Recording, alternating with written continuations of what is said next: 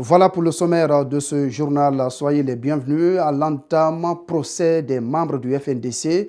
L'audience de ce vendredi a été marquée par les réquisitions du procureur de la République près du TPI de Dixine. Suleiman Sidi Ndiaye a requis 5 ans de prison et le paiement d'une amende de 2 millions de francs guinéens à l'encontre d'Abdourahmane Sano et Si. Le procureur accuse les responsables du FNDC du trouble à l'ordre public à travers leur appel à manifester le 14 octobre dernier. Les avocats de la défense, eux, ont plaidé pour la relaxe pure et simple de l'ensemble des prévenus pour délits non constitués.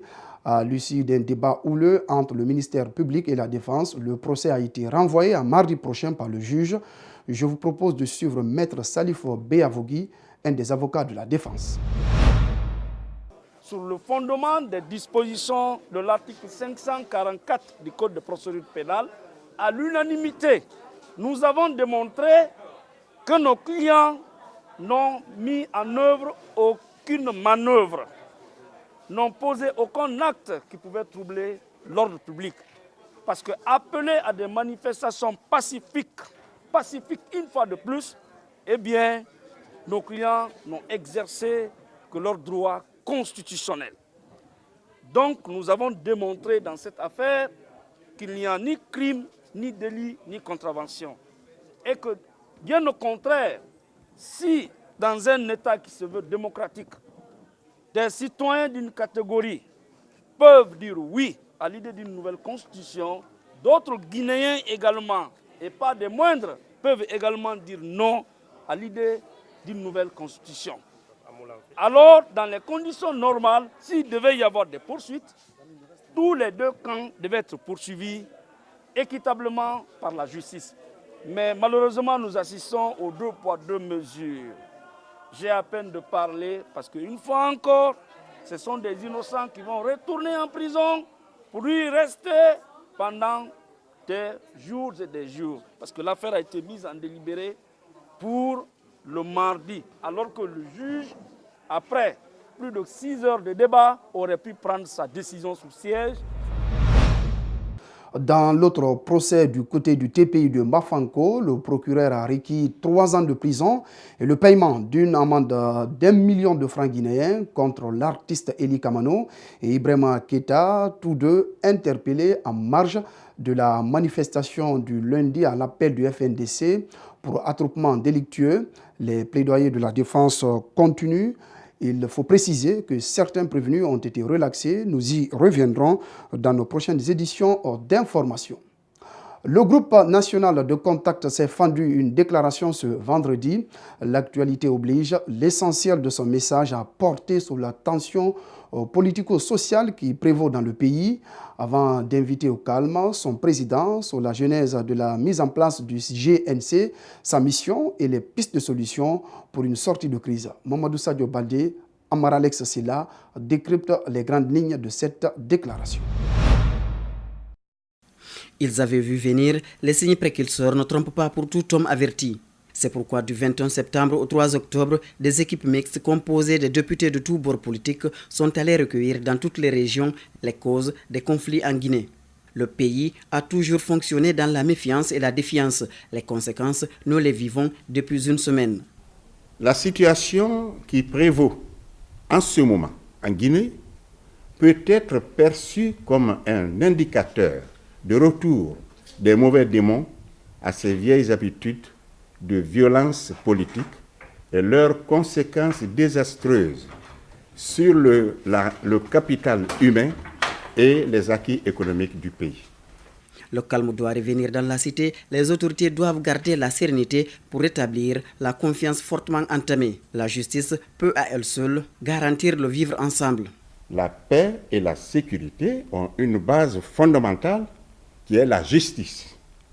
Dans tout système sociopolitique, le respect des lois et l'égalité des individus devant la justice sont indispensables à une paix et à une sécurité durable. Le président de la République, la classe politique, toutes les structures sociales sont invitées à se remettre en cause pendant qu'il est encore temps. Le groupe national de contact est à pied d'œuvre pour tenter de rapprocher les différentes parties. Le GNC invite les acteurs au dialogue inclusif, franc et responsable, et maintient son engagement à jouer le rôle de facilitateur pour les réunir autour d'une table afin d'aboutir à une rapide sortie de crise. Faut-il rappeler que les 12 personnalités qui composent ce groupe ont été sélectionnées suivant des critères stricts. Elles bénéficient de la confiance de toute tendance politique. Pendant ce temps, les leaders Sidya Touré et Cellou Dalein Diallo sont toujours confinés à leur domicile, quadrillés par les forces de l'ordre. Le président de l'UFDG n'a pas pu effectuer la grande prière de ce vendredi. Pour cause, il est confiné depuis le début des manifestations lundi à son domicile à Dixine. Le président de l'Union des forces démocratiques de Guinée dénonce une restriction de sa liberté de se mouvoir. Reportage Mamadou Boulere Diallo, Lamine Silla. La stratégie de confinement des leaders politiques de l'opposition adoptée par le pouvoir de Conakry n'est pas de nature à favoriser la main tendue du président Alpha Condé. En tout cas, les membres du Front National pour la défense de la Constitution ne trouvent pas sincère cette main tendue. Pour répondre à cette main tendue, il faut bien que les gens soient libres et qu'ils se concertent. Si vous avez le coordinateur et ses principaux collaborateurs sont en prison, les leaders politiques sont confinés, donc la concertation n'est pas possible à leur niveau pour une prise de décision. Donc vous comprenez qu'il y ait main tendue ou pas main tendue, il n'est pas possible qu'il y ait une réponse du côté du FNDC. Les accès menant au domicile privé du chef de file de l'opposition guinéenne à Dixine sont au quadrillé. Difficile, voire impossible d'y accéder. Le confiné trouve un seul responsable de la situation. Ce n'est pas n'importe quel policier, n'importe quel commissaire qui peut prendre l'initiative de séquestrer le chef de file de l'opposition, qui au rang protocolaire vient même avant les ministres dans le pays. Donc c'est sûr que c'est une décision qui est venue d'Alpha Condé. Pourquoi? Je ne sais pas. Habituellement, l'hypothèse la plus plausible, c'est que le jour des manifestations, comme si je sors, il y a les gens qui sortent. Lorsqu'on me voit, la marée humaine se constitue tout de suite. C'était peut-être pour empêcher ça. Alors, mais aujourd'hui, étant donné qu'il n'y a pas de mot d'ordre de manifestation, madame m'a réveillé, elle a dit qu'ils ont déployé la force tout autour de la maison. Je trouve que c'est une violation de nos droits, mais avec ce régime, on s'attend à tout. Nous, on est séquestrés. Les autres, on leur a ôté la vie. On a tué combien de gens? 10 personnes à bout portant, dont une personne à Mamon. Le bilan de 9, c'est 9 à Conakry. Effectivement, il y a eu 9 à Conakry. Et correctement identifiés, transportés dans les morgues par la Croix-Rouge, qui a assisté beaucoup nos équipes médicales. Cellou Dalein Diallo s'est une nouvelle fois indigné de l'absence de la Haute Cour de justice, devant laquelle les membres du gouvernement et le chef de l'État peuvent répondre en cas de poursuite. Parlant des manifestations dans les prochains jours, le chef de file de l'opposition indique qu'elle devrait se poursuivre, mais laisse le soin au FNDC d'annoncer le mot d'ordre. Les cas de mort lors de manifestations, la main tendue du président Alpha Condé à ses opposants ont été aussi abordés par Cellou Dalein Diallo. La réaction du leader de l'UFDG est réorientée vers le FNDC. On l'écoute à nouveau.